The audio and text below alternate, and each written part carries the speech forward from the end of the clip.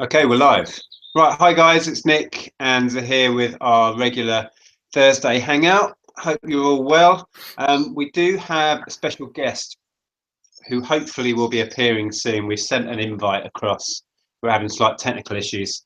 So hopefully Margaret, the lovely Margaret from Texas Gal Treasures, will be with us soon. You may have seen that we posted up on Facebook and my Facebook page and a video. I've got a load of the questions here. There were absolutely loads, so thank you so much for those. I doubt we're going to get through even the ones that I've selected. So if we don't answer your question, sorry about that, but we may do another Q&A, get round to those. But anyway, hello Zahir, how are you, buddy? Hi Nick, I'm good.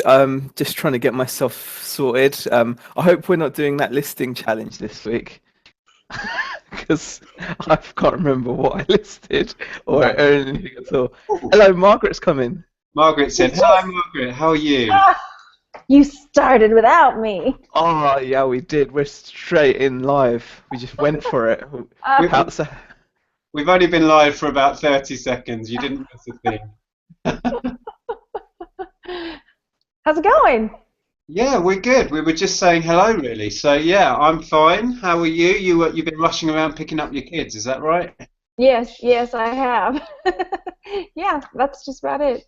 It's so hard, isn't it? Just juggling everything. I've just finished feeding mine, and I told them to get out because I'm making a live broadcast. Yeah, me too. And I can hear mine now emptying his piggy bank. I'm like, what are you doing? They choose the best times, don't they, Margaret? Oh, it's the first time we've got to chat, actually, so hello. Hello! Yeah, I had issues as well. My daughter Ellen was using this laptop that I'm on to do her homework. And she was like, you can't have it. I'm doing homework. I'm like, I've got a live hangout to do. It's like first world problems, people. So she doesn't have summer break? She's got homework? Yeah, she's still at school. They've not finished yet, no. When do they finish? Mid-July they'll finish. Oh, that's horrible. They still get about six weeks off in the summer, so and they do get a lot of holidays in between, like the half terms and things like that. It's not too bad. But yeah, your kids off already, Margaret? Oh yeah, the first week of June they were off, and they're off until like mid-August, so they're like 2.5 months off. Yeah, so you get like a month before us, basically.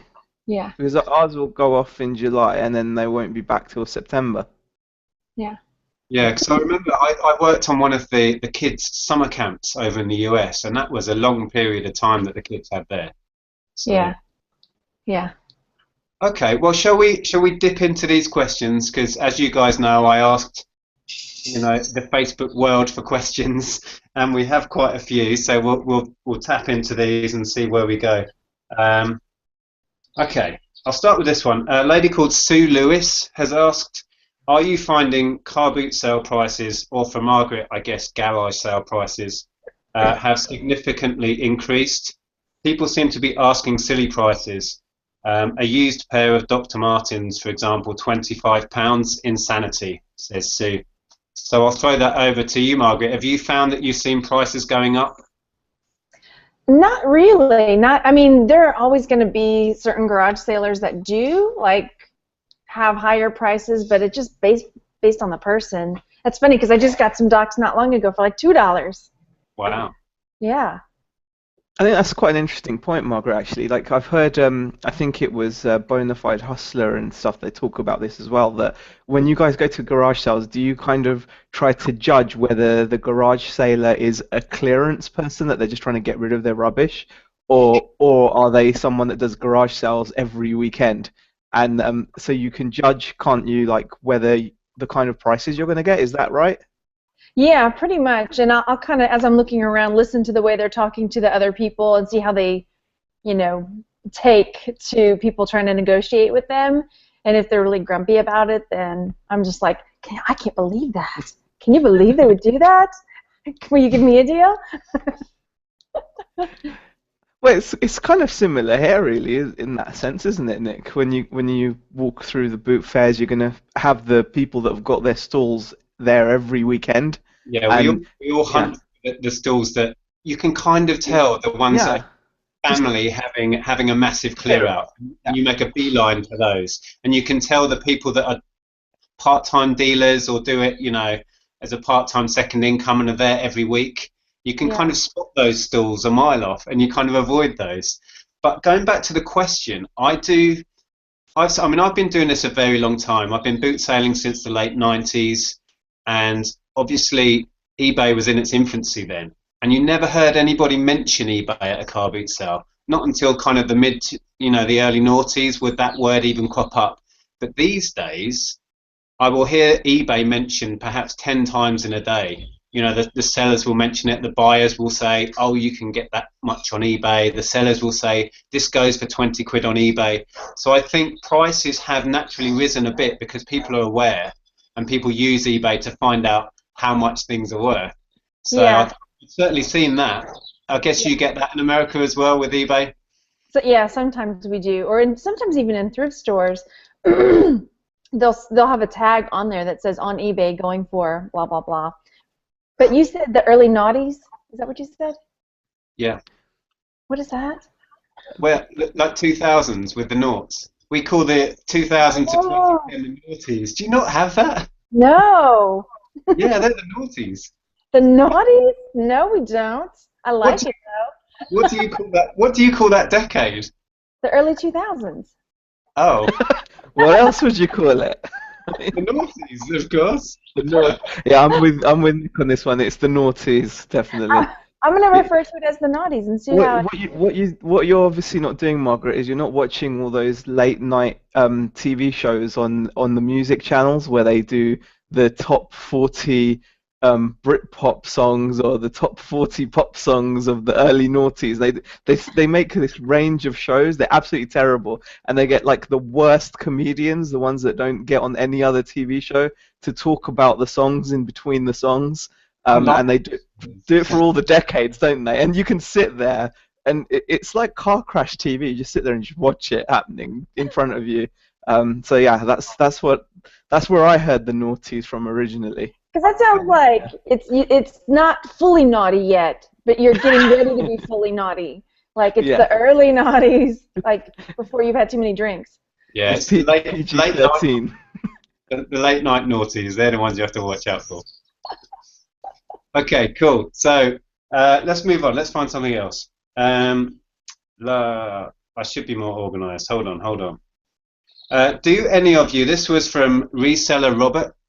He says, do any of you use programs such as Photoshop to edit your pictures, such as color correcting, before uploading to eBay? If I quickly say my response, I do nothing to my photos. I don't really crop them. I do all of that in camera, and I don't use any programs. I think, Margaret, haven't you shown yourself doing editing of some sort, or maybe that was Etsy? I can't remember. Yeah, I do, yeah. So on my phone, I take all my pictures on my phone, and so there's a square feature on there to start with. So I just set it on square, so it's already like formatted for the right size. And then sometimes I'll just brighten it up, like if I don't have enough light, because I take pictures in my kitchen, dining area, whatever. But that's really the only thing I'll do. I don't want to mess with the color too much, because then somebody could get the item and say, wait a second, this is like totally different, color or whatever. But I'll kind of brighten it up a little bit just to make it seem like there was more light in the room. Yeah, I think with the color, you can sometimes, when you take pictures of clothing in particular, the picture comes out a different color. So maybe people can color adjust it so it looks right. I mean, that would make sense, but I've never tried that. Can I just ask, when you say you use, because I use my phone a lot for pictures as well. The square bit, is that for eBay? Do you use that? Is that for eBay or for Etsy? The square? For both. Oh, okay. Yeah. I'll have to use that then. Yeah. What about yourself, Z? Do you edit your photos much? I do basics. Just like Margaret said, I'll crop photos if I need to. So just to make them easier for the buyer to see. The only thing I'll ever mess with is brightness, just like Margaret says, because you don't want to mess around with things like the contrast or add tints or anything, because then you are really messing with how something looks. When you're messing around with the brightness, it doesn't really affect anything. It's just and that's, I only mess around with the brightness if I haven't got the brightness right when I've taken the photo. And touch wood, I've never had any issues or comments from buyers saying that the item doesn't look like what it does in the photo. I'd say when it comes to photos, the main thing, more than the camera you use, is definitely your background and your lighting. I think that's the most important thing I've found. As long as you get your background and your plane and your lighting right, I think you could just use literally any old camera, any old phone. So that's all I ever do is crop and brightness. Yeah, I think you're right. I mean, as long as you're a little bit prepared and you've got a nice setup and light is super important, that's all you really need, I guess. You don't need super fancy technology or editing software, just as long as you can see the pictures clearly and you lay it out well. It's about doing it right at the point of taking the photo. I mean, you'll hear photographers often talk like that as well. Like, try to get everything right when you take the shot rather than doing it in post-processing. So, I mean, obviously we're not working to those exacting standards. I'm not going to be hanging up photos of Master Chief at the Tate Gallery or anything. So it doesn't have to be perfect. It just has to be something that the buyer can clearly see any blemishes that I want to show off or any features that I want to show off of whatever it is that I'm selling. Yeah. By the way, we've got 39 people watching now and 8 thumbs ups. Yay! So, I need to go share it. Yeah, we should. We've got a lot of people in the chat. It's looking pretty cool. Oh god. Did I enable the chat then? I wasn't sure if I. Well, this is on the YouTube. Yeah, on YouTube, the chat's always there, isn't it? I think when you do it. Yeah. You can disable it, but it's there, so. It's there. It's there.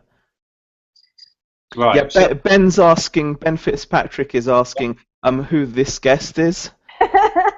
That's his little joke with Margaret, I guess. So. Yes. Yes. Yeah. Hello, darling.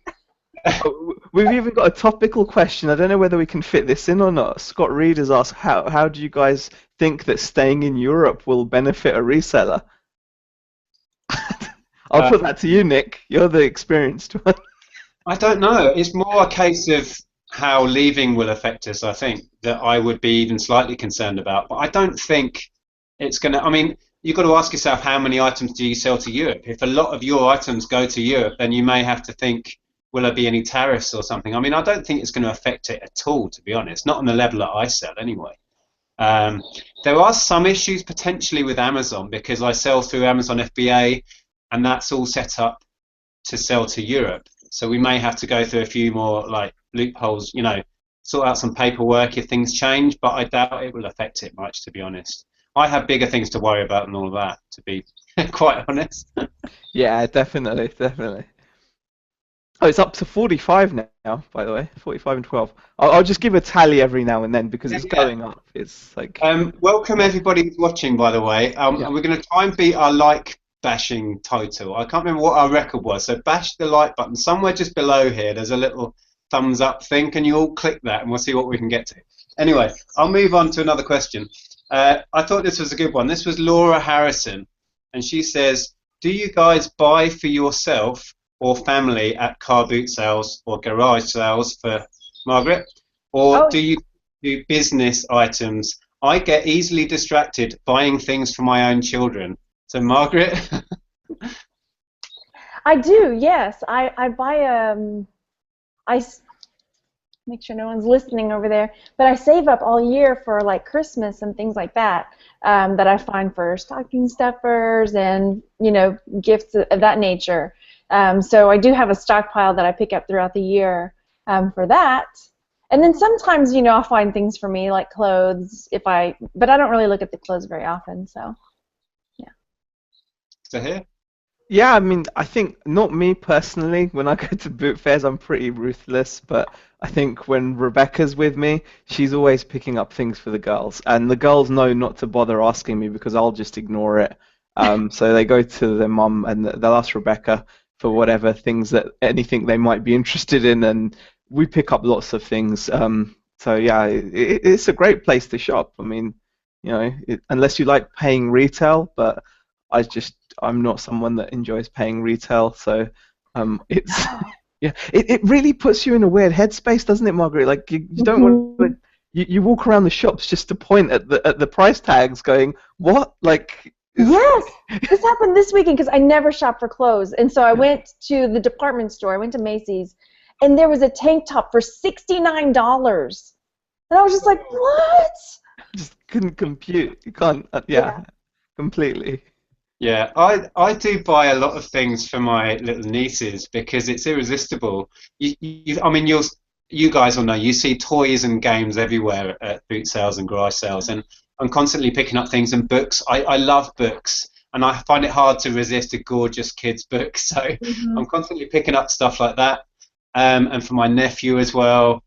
And Ellen, when she was younger, I'd buy a lot of stuff for her just because I'd see so much of it, and it's hard to resist when it's so cheap. I don't really buy myself a lot of stuff, to be honest, but yeah, I buy things for the kids all the time. Just can't resist. Yeah. I do skim some of the jewelry off because sometimes I find really, nice pieces of jewelry, and that's what I am a sucker for. So thank goodness I thrift and garage sale, Yeah. Oh, Andrea bought some really nice, funky, big black boots as well, for herself the other week. I think she paid £10, but they would have been like 50 or 100 new, so that was fantastic. I think footwear definitely, because I'm one of those people that buys a pair of shoes or trainers and I'll wear them into the ground. I can't. I always tell myself if I bought more than one pair, I wouldn't wear them out so quickly, but I never do. So I always just buy one pair and just wear them into the ground. And so for me, boot fairs and just they're a godsend in that respect. So yeah, definitely. Fantastic. Right, let's move on to a question from somebody we all know very well, and that's Caroline. Caroline Matthews. Caroline! Hi, Caroline. Hopefully she's watching now. She says, I know that both Nick and Zahir have had negative comments on your channels, and I think Margaret has as well, and actually did a really interesting video recently. That was fascinating.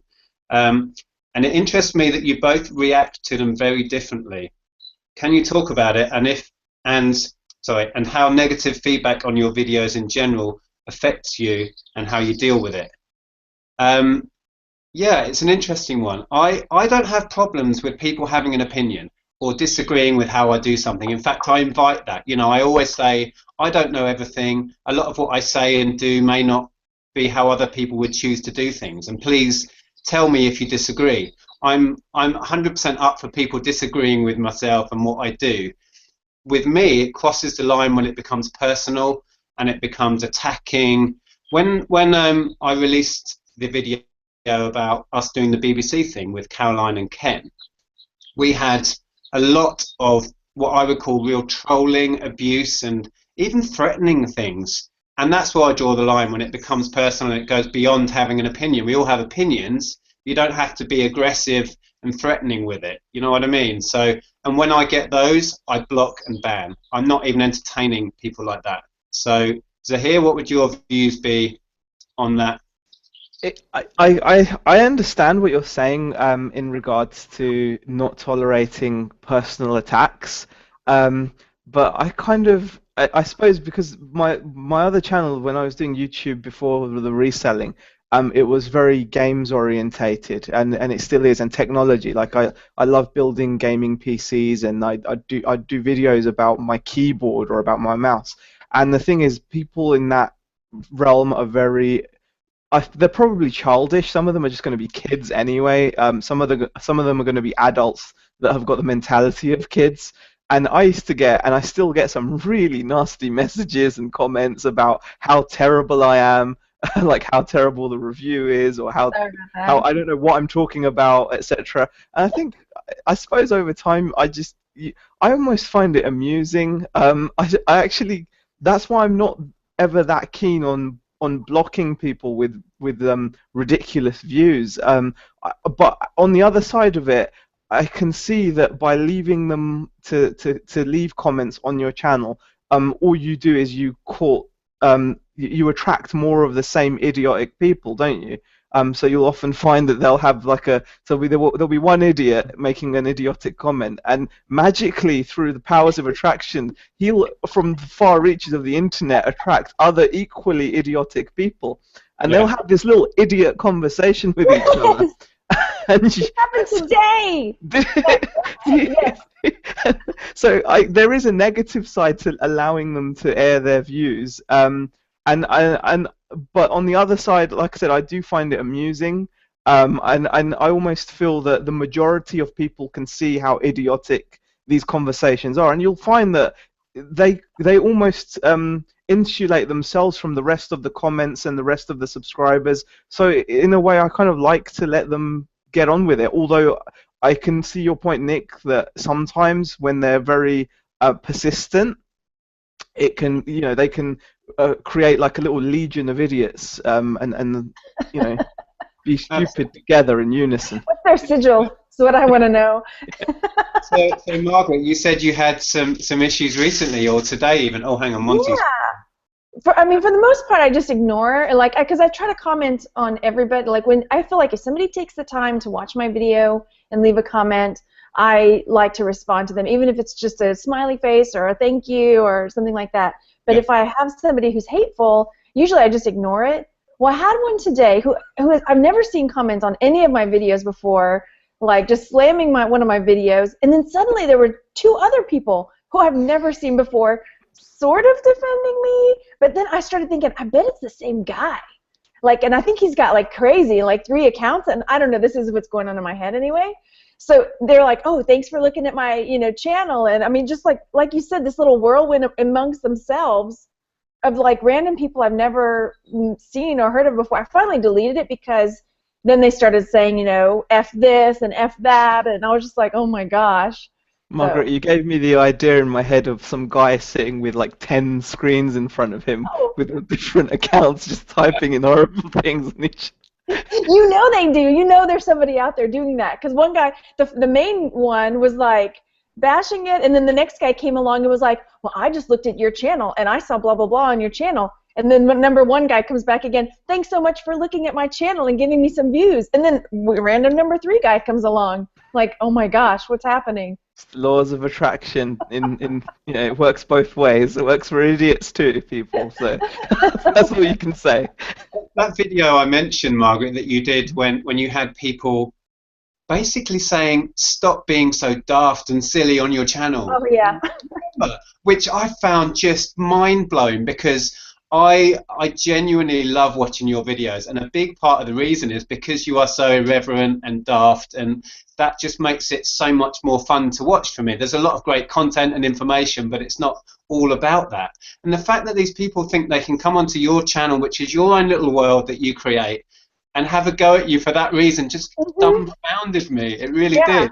That was this one guy today. His thing was what are you even doing? You don't even give out good information. All you do is sit there and waffle. I'm like, you're obviously not from the U.S. Not that it matters, but I'm like, okay, I know where you're from now, because we don't say waffling over here. But I was just like, wait a minute, why are you even watching then? Hey, Monty. Monty wants to say a quick hello. He wants to get away, actually. Say hi. Say hi. No, hi, Monty. Hello. Oh, that's it. Oh no, it was a fun video to make, and I mean, for the most part, people thought it was funny, but then I did have a few of my subscribers that I'd had for a long time not appreciate the humor in the black and white portion, and messaged me and said, Jason in the comments is saying he hadn't had his coffee yet. You got to close down those other screen names, Jason. But yeah, I had some people message me privately and say, we really didn't think that was very classy. Oh, really? So, yeah. It's funny, isn't it? If anyone can deal with trolls, it's got to be Jason T. Smith, though. I mean, surely he would have gotten the trolling of all trolls after doing the TV show from all the killer. People have created Facebook you ruined groups reselling. about how much they hate him. You ruined it. Yeah. Brilliant, absolutely brilliant. Right, shall I go on to another question? I think we should. Yeah, shall I? Okay, what have we got here? Right, David McGregor, he asks us, do you have a contingency plan for if things went wrong, i.e. if you received a permanent ban on eBay, for example? Guys, what do you think? Honest answer is no, I don't. Um, if that did happen to me, I would just go out and find another way of making money. And if it ended up meaning going out and getting a job, I'd obviously go out and get a job. But no, I don't have a specific contingency plan. I mean, obviously you can try to counter that by trying to have different income streams, not just sell on eBay. You know, look to sell on Etsy, look to sell on Amazon, do garage sales or boot sales at the weekend, sell on Gumtree. You can do loads of different things to try to protect yourself against that, but I haven't got a specific plan because I don't plan on getting banned from eBay permanently. So I try to look on the positive side of it. But like I said, if it did happen, I'd just do what's necessary. Hooking it. I get it. You got to do it. Exactly. Got to do what you got to do, eh? Yeah, it's not That's something all. I worry about, really. I feel like a broken record or something. I think you need to worry about the things that are important and pressing at the moment. If you worry about all the what if things, Yeah. you go mad, you know, especially working for yourself. You have to be positive and focused on the things that are going well and what you're doing moving forward. And if you panic or worry about the things that may not happen or may possibly happen, you just go nuts. So, I don't know if you no, can see that, guys, but that's above my computer. It says, "What if this happens?" It's called the language of the poor. That's what Jim Rohn says. That's the language of the poor. Yeah, what if this happens? What if that happens? That's what Jim Rohn said, bless him. But yeah, oh, you couldn't exactly. really see it because it Worry was about the blurry. thing. Worry about the things you can control, you know, and put your effort into the stuff you can actually do and have some effect on. You can't. What you can actually affect whether you get banned on eBay. Just adhere to their policies, you know. Keep your account in good order. But yeah, I don't have any contingency plan. Luckily, I do sell on a couple of platforms, so I've got hopefully options if something disastrous happened. But no, I don't give that any thought, David, to be honest. Okay, next one. I didn't get to answer that question, gentlemen. Oh, oh. Oh, did you not say it? Sorry. Was it? What do y'all think about it? What do I think about? Okay, just for that, I'm going to answer it with my thickest accent I can Oh, I muster. love it. Absolutely love it. Lay it on. So thick you can cut it. Here we go. All right, so what I do is I make sure now that I've got Amazon and Etsy. I also have a local garage sale site that I sell on. And if worst case scenario, I would have to go back to teaching. I mean, yeah. Not that I want to, but... Or, I don't know, create an empire, something. You could do voiceover ads with that accent, like. Yeah. Yeah. I actually, I don't know if I told you guys, but I think I did tell you. I sent in an application for Audible to do audiobooks. So yeah. And I listened to that. I really enjoyed that video you did. I have cool. some requests. Adam asked me to read. Oh gosh, what was it? The Island of Dr. Moreau. Not a private session, but. Oh, you should do some Dr. Seuss, Margaret. That would be fantastic. Maybe I will. Yeah. But I can't monetize it. No, I'm kidding. Right, sorry I managed to leave you out there, Margaret. Wasn't intentional. I know. If I was politer, I wouldn't have just ignored it. But you're not, so let's carry on as we are, shall we? Right, hopefully today I'm going to have a bit more light. I do have the lights on in here. Somebody commented last week, did I not pay my electricity bill? Because I just descended into darkness. I'm in the kitchen at the back of my house, and I do have some natural light and the lights on, but I'm already starting to fade away. Who's got the birds? Who's got the birds? Not I. Yeah, I've got the windows open. Oh, lovely. Lovely. Anyway, Yeah. I got another question from Heather Mitchell McLean, who says, I'm curious if any of you have a time limit on how long you leave items listed if they aren't selling, and how you handle the slow movers in general. Right, who wants to take this one first? I better go first so you don't forget me.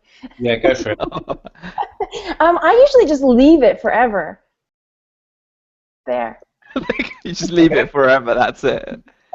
I think maybe I've had a few things that were larger. Like lately, I have a lot of my grandmother's dolls, and they've just been up there for like 2.5 years, and they're just not selling. So I did drop the prices, and one of them sold But yeah, just because they take up so much space, that's all.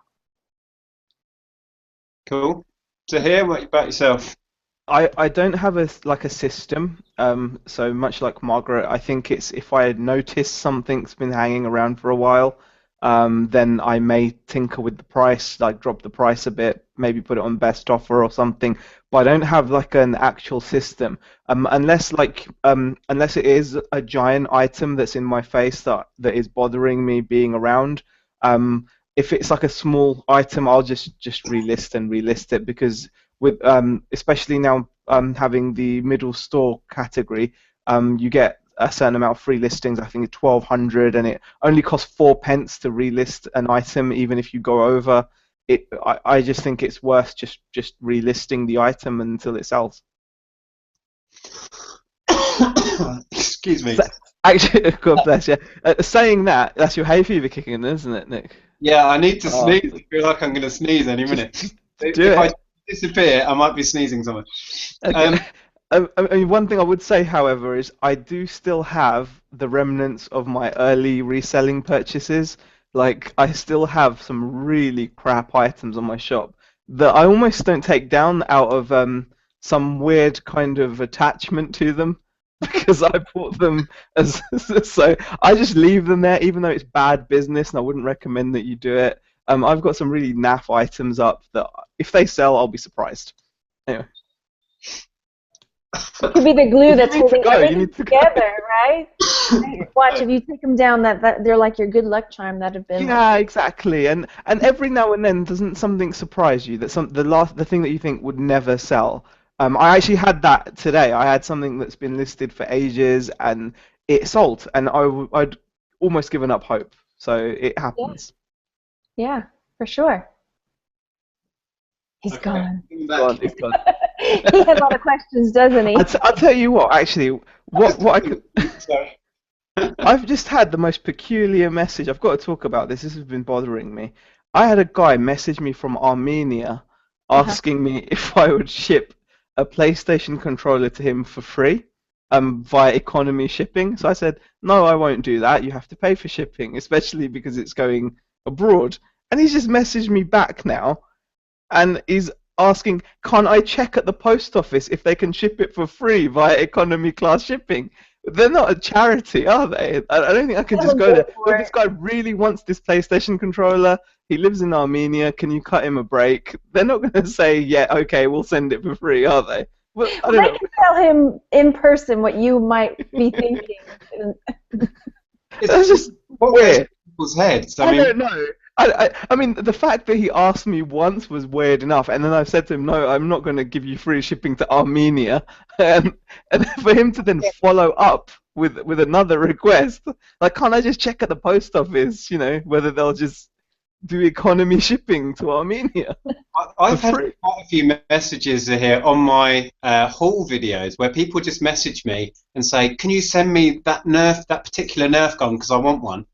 And people have said, just pick out random things in the haul videos and said, can you send me Just that? send me it, yeah, just for free. Yeah. Just send it, yeah. I have had people message me and say, I'd really like to buy that. Can we do it outside of eBay? And I've done that a number of times, and I'm fine with that. But people just randomly asking me, I'd like something. Send it to me. Do you mind sending it to me? Yeah. I had somebody ask me to send them something just the other day. Oh, what was it? It was a Fisher Price car, but I did it. It was a friend, so I was okay. That's different. That's different. Complete strangers just asking me for my stuff is just. Yeah, no, that would be nuts.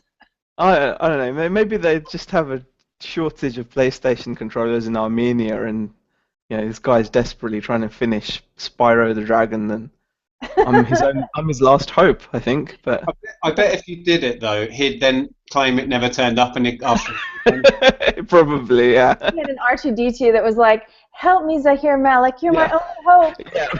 My only hope, yeah. He's going to send me one. He's going to rock up at my door and project a little holograph. I love it. I love it. Yeah, would be great, wouldn't it? I still haven't seen the new Star Wars movie, which is... Have you not? I really want to. Yeah. Anyway, we should get on with the questions. We've got 65 people watching.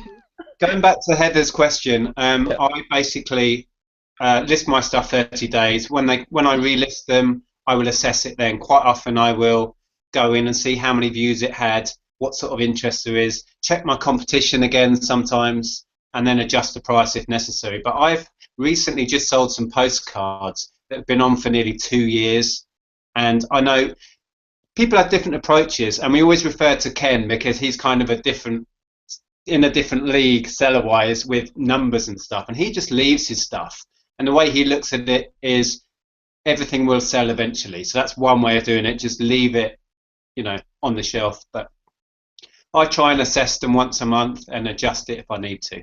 So that's that one done and dusted. So let's have a look what else we've got.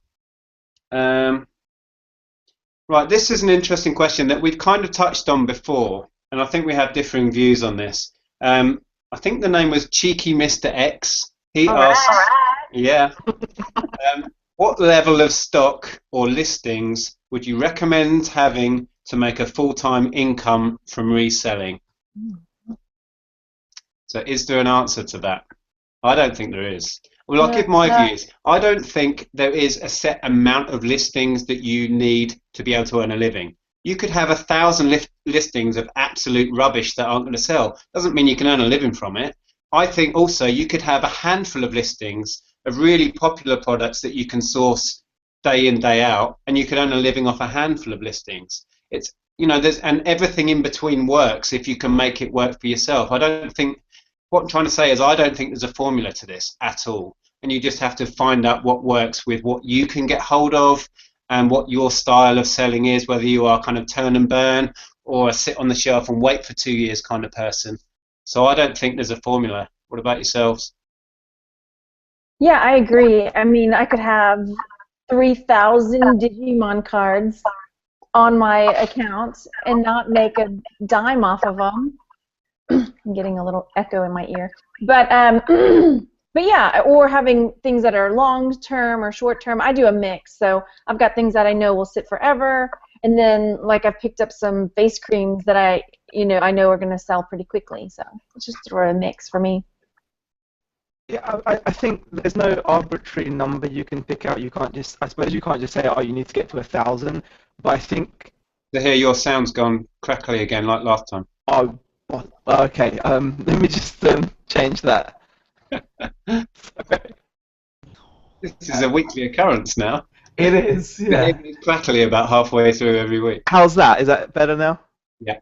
Okay, yeah. No, I think there's no arbitrary figure. Like, you can't just say, I suppose, 1,000 listings is what you need. But what I would suggest you do, like, for me, I have done that. I've set myself like a figure. I want to get to at least 1,000 listings. But I've done that by extrapolating on what I'm currently selling. So if you've got like 100 items listed at the moment, and you've had that for the last few months, and you can see that you're regularly making out of those 100 items, I don't know, like £1,000 of turnover every month, then you can extrapolate from that if I can continue buying what I'm buying right now in larger volumes, then you can get to the idea. Well, then if I'm doing like 1,000 on 100, I might be able to do 2,000 on 200. As long as I'm carry on doing what I'm doing, but on a bigger scale. So you can extrapolate, but I suppose you've got to look at where you are right now, and everyone's going to be different. For me, I'd love to be at 1,000 listings based upon what I'm taking now with my 500 odd. So that's why I say, like, I'd like to be at least at 1,000. But that is based on I know what I'm buying, and if I could buy more of what I'm buying, or list accurately, if I could list more of what I'm buying, then I would. That's the real issue. Exactly. I think you're right. Everybody is different, and everybody, when they get into reselling, eventually finds out their own path and the way they're going to do it. And what I do may not relate to what you guys do, or what a new guy coming into this right now will do. I had a lot of questions earlier, and I still get it. People saying, "Do you think I could earn a living doing this?" And I say, I don't know what you can do. It's all very well saying I do it so you can. Yeah. So what I suggest to those people is to do it part-time and keep an accurate record of how many hours they're putting in and how much money they're earning for those hours put in. And then you can extrapolate a rough hourly earning that you're making, you know what I mean? And then you can apply that to doing it full-time. And then it will relate to your own circumstance, not mine or what I'm able to do. So that would be what I recommend. I did a video about that actually, so you can search for that. Because you just don't know. I mean, you can't compare your working standards to somebody else's. You know, yeah. Because lately I haven't been listing very much because of summertime, and I mean it's crazy. So, hey Chris, sorry, can I call somebody in the? Yes, I'll see you in 3 weeks, Chris. We got the green room meetup coming up. It's bona fide hustle. Yeah. 75 people watching now, which is fantastic. 34 thumbs ups as well. Yeah, I think definitely it's a very personal thing. You do have to just you have to almost study yourself, and that's not easy. And that also helps with listing, because I'm like, what's so funny? I'm sorry. No, I'm just picturing you studying yourself. Sorry, Zahir. I was studying myself. Oh, right, yeah. I meant... No, I do that anyway. I'm talking about for research. No. Okay, this is only going to go worse, isn't it? Sorry. My fault. What I meant by that, obviously... I might have to move on because... No, okay, what I meant by that was... You have to look at how you've been performing. That's not helping, Z. If you're not performing, you have to stay up later. You have to stay up for longer. I think Rebecca might have an objective view on how well you perform. Yeah, and please how don't long stay you up have any to longer than you have to, though. Yeah, you have to stay up longer than you have to. I think we should move on from that because I think we may have lost the thread of that question. I can't remember what the question was. I don't either. What I've got in my mind is not appropriate for this chat. I've got a question from Graham May, which is directed more at Margaret. What was that? Did someone go, oh? That was me. I was catching my breath. Sorry, I apologize, you guys. I thought it was something to do with Graham May. I said Graham, you went, oh! No. Okay, well, Graham says these are questions for Margaret. He is spending 5 weeks in Georgia this summer, and he says he's planning on going to sales and yard sales and was wondering what to expect. And he goes on, he says, I'm used to people being quite pushy at car boot sales here in the UK and haggling over everything. Will I piss people off over there if I haggle at prices? And do garage sales and yard sales attract a lot of resellers? So that's his question to you, Margaret. Well, it depends. I mean, there's just different people. Like some people are totally open to it, others not so much. You just kind of have to get the feel for it. I do see a lot of resellers at garage sales, and I think that he will have the benefit of a nice accent, which, you know, if he is smiling and calls a lady love and like, can you give me this for 50 cents, love? That kind of thing. I think I mean, because you got to think where you are too, because Georgia, they lay it on thick, you know. They're in the South, and so, you know, those Southern ladies are tough, but they'll eat it up. So, work with what you've got. Did I answer the question? Yeah, I think so. Good advice. Work that accent. Lay on thick with the accent, and you'll get some discount. I think is the big. Go on full Ray Winston. That's it. Flirt out. Yeah. Cockney. All right, love. How much for that Game Boy over there? Yeah. But sweeter, not so rough. Oh no, that's Ray Winston. Okay. I suppose you may want more. What's that annoying guy that's in all those films that I hate with the weird lazy eye? Oh, God. You know, Four Weddings and all that. He's in all those movies. I hate him. Punch him in the... Hugh Grant? Yeah, Hugh Grant. You want Hugh Grant? No, I don't. No, I don't. He hasn't lazy eye. Well, he should have. He should have a limp too, and like. I just don't agree with him. He likes ladies, Mr. Hugh Grant. He does. I'm more of a Benedict Cumberbatch kind of guy. Oh, okay, all right, fair enough. Yeah, I can see that. That's good. That's good. Okay. Can we swiftly move on again? Okay. Right. we've got a question from Travis Wellman. He says, what's the opinion on getting people to sign for items on delivery? With Royal Mail, that's here in the UK obviously, it's about an extra £1 per item, which on hundreds of items a month works out financially. I would be better off to just refund a few items. Without signatures, he says, he was getting one item lost per week. So if I just give my opinion on this and what I do first, and then you guys can give your opinions. I'd set a price where anything beyond that I send recorded delivery, so they have to sign for it, which will put off the vast majority of scammers because they'll know that there's some written record that they've had it, so they can't then claim that it hasn't turned up, although that has happened a number of times, to be honest. And anything under £20, I don't send recorded or tracked. But my items not received is way less than one a week. I've said before, I reckon it's about 1% of things go missing. And if I were to send everything tracked and recorded, it would cost a small fortune compared to the amount I lose. So what I do works for me. What about you guys? Margaret, in America, do you have a system where you can get things signed for, and is that expensive to do? Yeah, I mean, you can send it like registered where they have to sign for it, or to get a signature. But most of our, I mean, first class priority comes with tracking, so I don't know if it's just different there that you have to get a signature for the tracking. Yeah, you do. Oh, okay. See, pretty much everything has a tracking here if it's first class priority, but then like signature to means that they have actually put it into the person's hands. You know, the mail carrier or the post office gives it to them, and they have to sign with the paper with the mail carrier. Yeah. But I've only done that on a few items if it was like well over $100. Okay. Yeah, do you get many items not turned up, even though it's kind of tracked, if you like? Then do people still claim things don't get there? I mean, it's happened maybe twice. I Wow. mean, it's very, very, very rare. Yeah. Okay. So. What's your experience here? Have you had many items not turn up? I think I've only ever had it once where someone said that something didn't turn up. I mean, usually I'm happy just to send items with tracking. Tracking is more than adequate, and it's all eBay needs as well. I don't always think the signature is.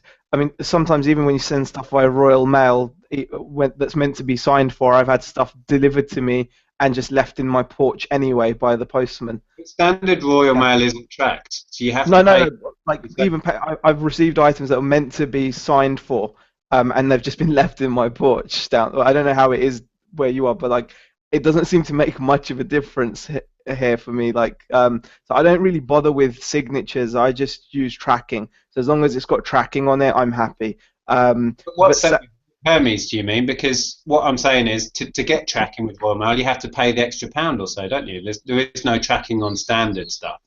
No, I'm talking about once I received recently I received an item that someone had paid signed for delivery with Royal Mail. So technically they should have gotten me to sign to get the package, and they didn't. They just left it on my porch. Oh, okay. So it doesn't, they just leave everything in my porch. Maybe it's because my postman knows me or whatever, so he just dumps everything there. You were saying that you send everything just tracked. So is that through Hermes? Because what I'm trying to say is with Royal Mail, you do have to pay that extra £1. Oh yeah, I should clarify. No, I should clarify. I barely use Royal Mail.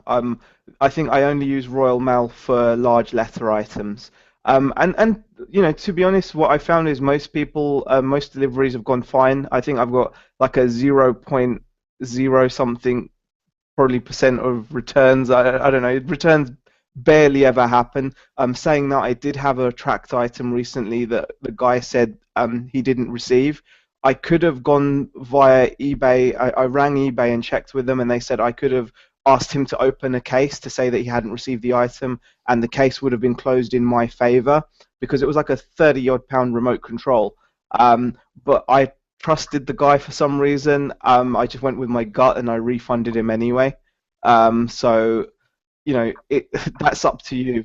So tracked alone will cover you with eBay anyway, won't it? So yeah.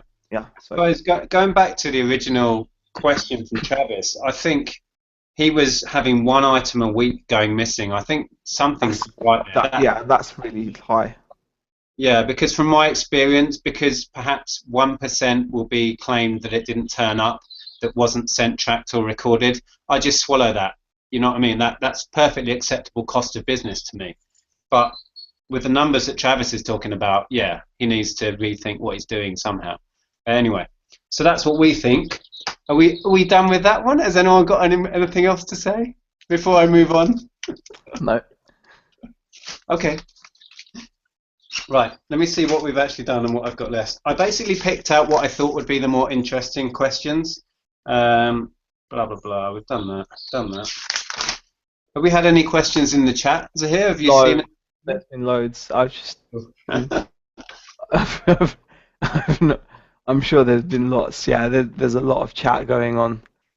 We've got 75 people in there at the moment. They've 40 thumbs up. So yeah, quite impressive. Yeah, it's been really good today. How many more questions have you got anyway? Because I can't really go through these. And I've basically got one more that I particularly picked out that I thought would be interesting for all of us.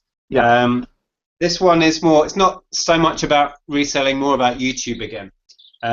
Which I thought was interesting because Margaret is killing the whole YouTube thing right now. It's more content than you can imagine coming out of Margaret. Not coming out. Never mind. Coming out of where though? That's what I want. Yeah. We had a question from Rocking Zebra. He says, "I've just started making YouTube videos, but don't seem to be getting many views. Any suggestions on how to get more?" So, Margaret, YouTube queen, what can you suggest? I think just be yourself and have fun with it. I mean, and you know, honestly, when I first started, I still have quite a few of my earlier videos up. I'm like sitting there just like, hi guys, look at my stuff that I picked up. And it took time to get comfortable in front of the camera. And then once you know, find your voice and find yourself, then it becomes easier. But yeah, just be yourself, and I mean, find friends in the community. And I mean, I always like to watch and check out new people, and I don't give them pointers though. I just, you know, I'm not very comfortable doing that, but just support them, like tell them what I like that they're doing, and go from there. So did I answer the question? Yeah, that's sound advice. I think that the key thing, what you said there, was get involved. I think meet people, like we all have. You know, we've appeared on other people's videos and followed each other and chat to each other and get involved in the Facebook groups. You know, most sort of videos that are made will have a kind of niche. Like we are very niche with ours because it's all about reselling. So there's a very specific community around that. So it's quite easy to make yourself known within that community if you want to be a YouTuber within that niche. So, and that's kind of what we've all done. This community is kind of built around us, if you like, and that's helped our channels no end. But yeah, I would say it's just hard work and commitment, like a business really. I started this nearly 2 years ago, and it took months and months and months for my views to get anywhere at all. And I just kept going because I enjoyed it. And I think that's the key for me. Because I enjoyed it, I got through those months where nobody was paying me any attention really and didn't care. And then it just grew because I just persisted, I suppose. And I got better at what I did, and I think my content became more interesting. And it's grown from there. Yeah, for sure. I agree. Zahir, what's your opinion, mate? Well, from what I've done so far, I think it's just about being genuine as well. That's the main thing. You've got to genuinely enjoy doing this. I think somehow the camera can pick up when your heart's not in it. And I think there's no point just churning stuff out for the sake of churning it out. You've got to kind of be genuine and passionate about whatever it is that you're making videos about. As long as you're doing that, I think eventually you'll get there. And plus, to be honest, you don't do it thinking, oh, I'm going to get X amount of views or subscribers or anything like that. You don't do it for that reason. My other channel, it's been going for years. It's, you know, I'm happy with where it is. You know, I do it because it's fun. I do it because it's fun. I don't do it because it's going to kind of, you know, I'm just chasing after thousands and thousands of subscribers or anything, because A, that's not true. B, it's not going to motivate you to persist, like you said, Nick, because you've got to persist. Yeah, I think Yeah. what your motivation is does come across, and Yeah. because Yeah. I said from the very beginning I wanted to give something back because I've been watching other videos, and I wanted to share how long I've been doing this and the information I'd accrued. You know, it was just as simple as that. I wanted to share, and I was excited about sharing, and that has never changed really, and that's what's kept me going. And now I have not masses of followers, but it's significant, and it's now quite a big part of my life, and the motivation hasn't really changed. And actually there was another question, I don't have it written down so I can't remember who asked it. A couple of people asked this, and that was the old money question, and somebody directly asked me, how much do I make off YouTube? Yeah. And I would like to say that if that is your motivation for getting into YouTube, that's not necessarily a terrible thing, but you still have to have something that you're putting out that you're passionate about, because that will show, and that's what will keep you going and maybe grow it into something that can earn you some money. But going on to, if we want to answer that question, and actually Margaret made an interesting video about this as well. I've been asked many times, how much money do I earn from YouTube? And honestly, it's not much. I could do so much more with my time if I was just worried about earning money. The amount of time and effort I put into YouTube for what I get monetary value back is not, you know, it's less than minimum wage easily. It is becoming, it's almost at a point where it's paying me for the time I put in, but not really. Yeah. What have you got? Well, you know how I told you earlier in the show, the comment that I got earlier today where those guys kept just going around like attacking each other, that was the guy's main comment. It was on that video about how much YouTubers make, and he's like, why aren't you just honest? You know, if you didn't care about the money, then you wouldn't monetize it. You know, and also to tie in with, you've got to love it, because yeah, the amount of time it takes me to make and edit and make the thumbnail for the videos, I could be listing and doing all this other stuff that will make me more money, which is something I need to think about. But because I enjoy it so much, I spend all this time making these, you know, the videos and editing and having so much fun. Now I've forgotten where I was going with this. But anyway, I could be doing something else with that time to make money, you know, and so it's just like, I wish I'd added that into that video, because, yeah, if I didn't love it, and I was only after the money, I could spend that hour or two listing items instead of playing an editor and like being a nerd. And can I add to that as well? In a way, the area in my life that I am actually after money is in my reselling. And one thing that also motivates me, and it's also what's gotten Rebecca interested in making these videos, it's almost the fact that you'll be able to at some point go back and, you know, you'll be able to look at your journey at some point. I love that. I mean, Ken actually mentions this often. Your microphone's gone funny again. Oh, bloody hell. All right, I'm going to do it one more time, and then let's have a look. Headset mic. It just goes all crackly. Yeah, okay. Is it better now? Yes. Okay, yeah. What I was basically saying is, the area in my life that I want to make money is my reselling.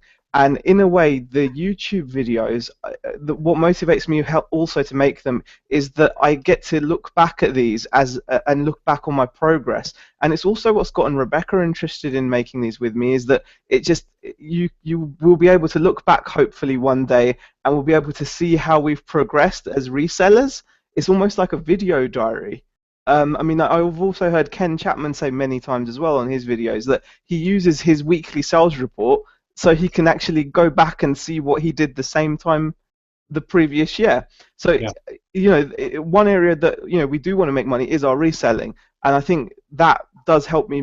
That does motivate me to make regular YouTube reselling videos, because for my own interest as well, I love having the fact I can look back at myself and go, God, I was such an idiot. I was buying that, or I was buying this, or I was, you know, I was happy with that much profit, you know, and I'll be able to look back on it with fondness. That's the idea. Yeah, if it all goes well. I've watched some of my videos. I mean, I've been doing this.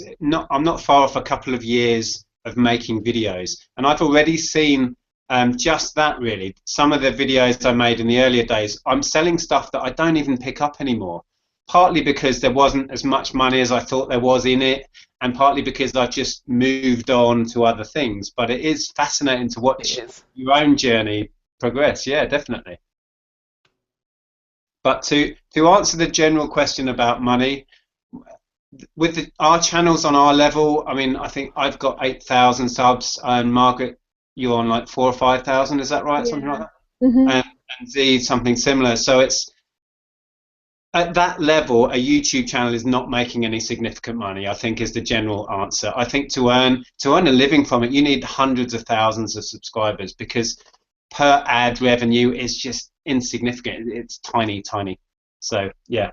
Well, do it for the love, people. Do it for the love. Yeah. And I think that's why certain people keep going with it, because for whatever YouTube gives me, I enjoy it, you know, and it's the whole community thing for me, and feeling part of something, and that's why I keep going, I think. YouTube is where I met you guys. So just for that on its own, it's worth its weight in gold, isn't it? I mean, just the fact that, you know, but it's true. It's YouTube. I didn't meet like Nick or Margaret by selling things on eBay, or I didn't randomly meet them at the boot fair. I met them because YouTube is a community as well. All the niches it has, and I think you've got to embrace all of that, I think.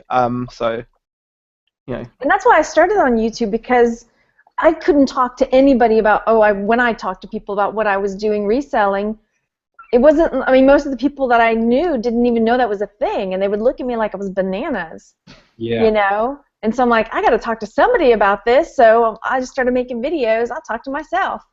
And Absolutely. Yeah, I think that's a big part of it for me, because it's given me an outlet I never had before. Because exactly the same, Margaret, I'd talk to friends and people, and they just give you that whatever sort of look. Yeah. And even with YouTube, though, like people that, you know, I'm going to a girls' night tonight, and I'm almost sure now people have started to find out that I make YouTube videos, and somebody will always make some kind of comment at me about it, you know, whether good or bad, but like they don't get it, even that, like. Oh, I wanted to ask you, Margaret, about the convention thing. You went to a YouTube organized convention. How was that? Oh, it was fun. I wish it was longer. It could have been. It was a one-day YouTube Creator Day in Houston, and they have them all over, so they probably have them where you are too. Yeah. And basically, they just came in and they had a panel of speakers. I mean, they fed us breakfast, they fed us lunch. I mean, it was not that I went with the food, but the networking, like getting to meet all these other YouTubers, and just, I mean, they talked about how to work with it, like how to really dig into the analytics and figure out what all that stuff means. And so I felt like it could have been much longer than it was to get, you know, really more deep into it. So did you have an invite to that, or did you just find out about it and apply to go? How did that work? Yeah, I got an invite to it, and then I told a couple, you know, I told some other people, and then they were able to go through the link that I sent them. So cool. Yeah. It was good fun. I think talking with the other YouTubers and getting to, like, there was one point where you had to pair up with another YouTuber and like look at their channel on your phone mobily, and then they had like a worksheet, and they were writing tips for you, and you were supposed to write tips for them, which was hard for me because I'm not very good at criticizing people, or because what's good for me may not be good for them. Oh, I can imagine the tips people would give me. Get some screen share software, Nick. You fool. That'd be yeah. That's the thing. Like, one of the tips that I got was like, she said, "Oh, you should have music playing underneath while you're talking, like in the background." And I'm like, I'm not down with that. Yeah. It's distracting to me, but for her channel, it works, you know. Yeah, I was just going to say, I squeeze my videos in around 101 other things I should be doing. So mine are really kind of off the cuff. I just stick my phone up on a shelf and start talking. So quite often mine are so just made up as I go along.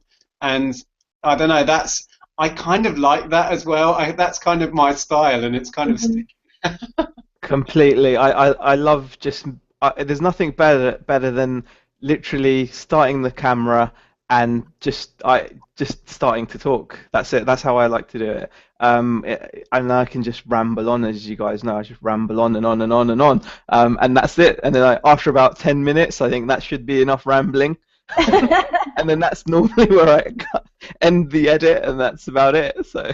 Yeah, I do make a lot of cock-ups, and I started leaving those in at the end. Actually, Margaret inspired me to do that. And I've stopped doing that. I need to do that more often because I screw things up so often, and I talk absolute rubbish, and then I stop and delete it. But what I should do is keep those bits. I need to do that. Yeah, I think that's the other great thing that you do. Like, we can all share with each other, and you learn from each other. I mean, like I've loved watching Caroline's videos for ages as well. Like, I love the way she does her little vlogs about reselling, and it's kind of gotten me to try to vlog a bit more because I'm always in front of the computer screen, showing what's going on, and I found it getting a bit stale for my liking. So it was nice. So it's another benefit of having a community, isn't it? Yeah. Yeah. Yeah, and Margaret's outtakes. Yeah, you're right. Joni says your outtakes are just, she loves them, and I think everyone does. To be honest, they're brilliant. They're absolutely brilliant.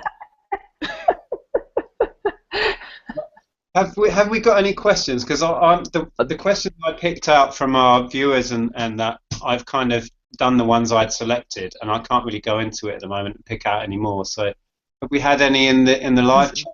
There's quite a lot of comments. Garage Flip says that's right, Margaret. My friends and family don't want to talk about reselling either. Let's have a look. Nick, well, no. So, Robert Hillary's made a few comments. In real life, I have no one to talk about reselling. Within boredom, the community helps me loads. So yeah, I mean, it's just echoing what we've talked about, how that there's many benefits to YouTube and to just joining together, and the Facebook groups. I mean, Margaret's Facebook group is amazing, and as is the UK Reselling Forum, and you've got Margaret's League of International Thrifters. I mean, that's grown massively, hasn't it? I mean, It has, yeah. It's and it's because it's such a nice environment to go in, and everyone makes you feel welcome. It's really cool. So I mean, let's have, what else is there?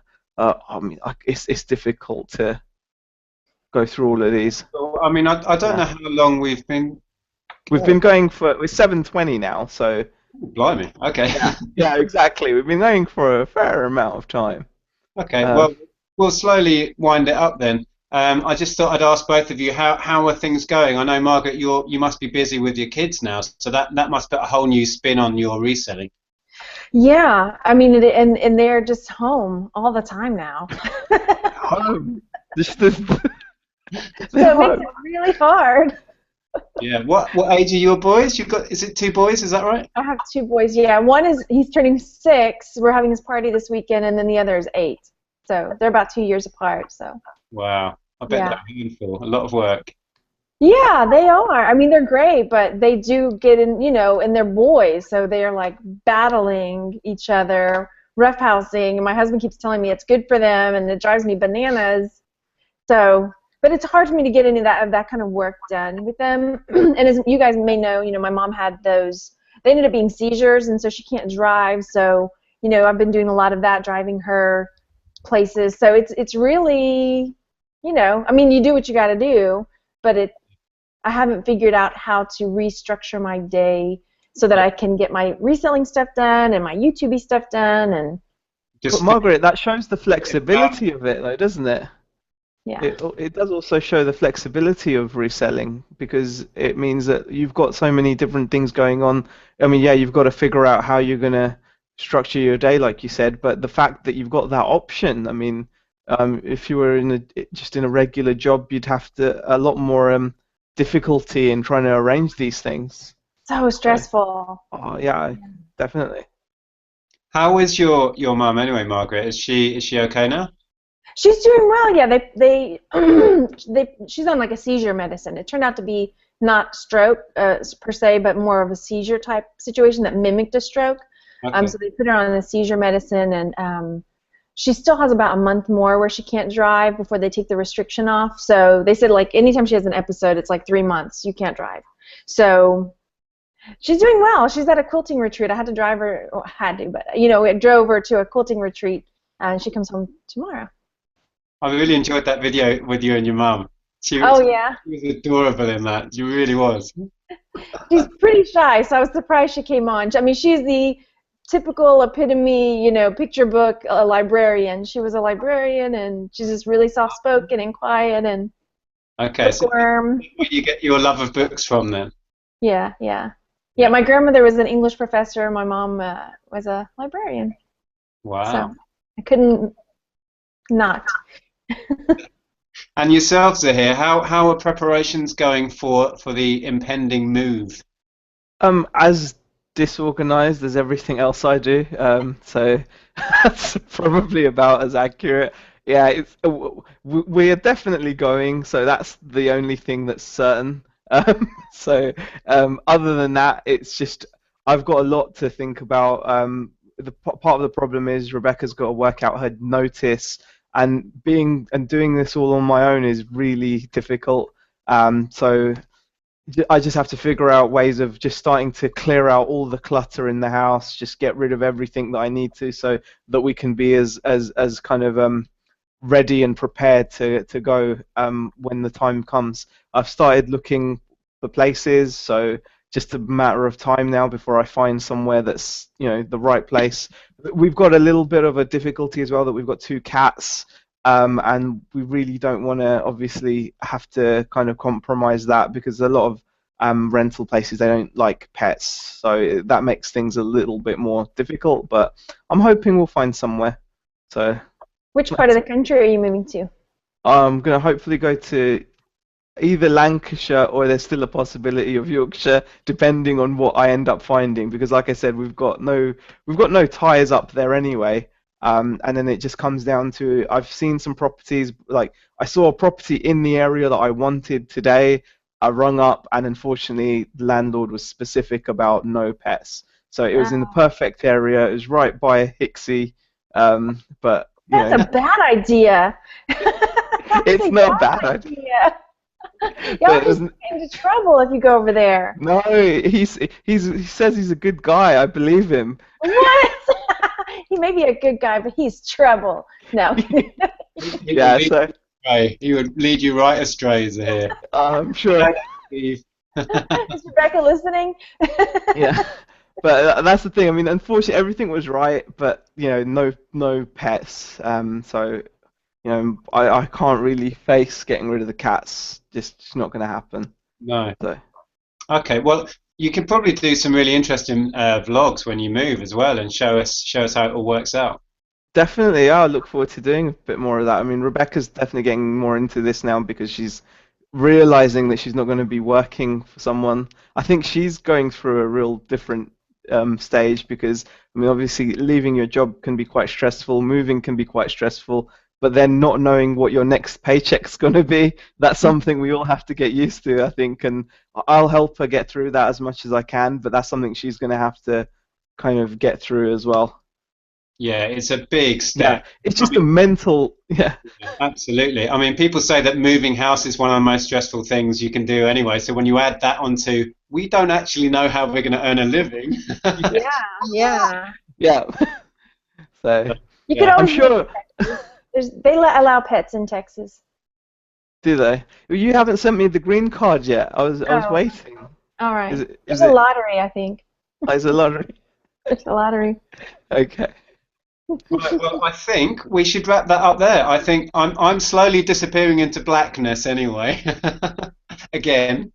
So I want to thank both of you for coming on. Margaret, it was wonderful to chat with you again. It's always a pleasure. Thanks for having me on, you guys. Oh, it was brilliant. Absolutely brilliant. Thank you for being on. And thanks for the questions from the subscribers and guys over on Facebook. I know we only got through a few, but perhaps we could dip into them again in another video sometime. So there you go. Please give it a thumbs up if you enjoyed that. Thanks again to Margaret and Zahir, and we'll be back next week with more ramblings about reselling. So cheers, guys. Thanks for watching. Yeah. Bye, guys. Bye.